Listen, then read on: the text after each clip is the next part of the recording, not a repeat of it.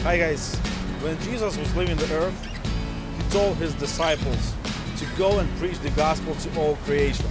And also he said that you will receive power when the Holy Spirit comes upon you, and you will be my witnesses to the whole world. Personally, I believe that every Christian should be missionary, should be witness in their life, in every situation. So as we get together for this missionary conference, we will be able to share testimonies of when we went to the mission trips, as we go on short-term or long-term mission trips, as we begin to trust God and He begins to use us as we go and preach the gospel, or we pray for people for repentance or for healing. God begins to use us, and we all have things we can share.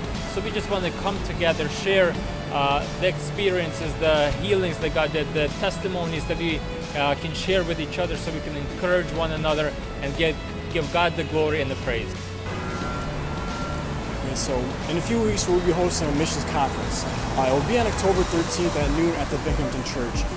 It's just an amazing opportunity to get together as children of God and just glorify Him and encourage one another to go on more trips, and encourage those that haven't yet been on a missions trip for them to go.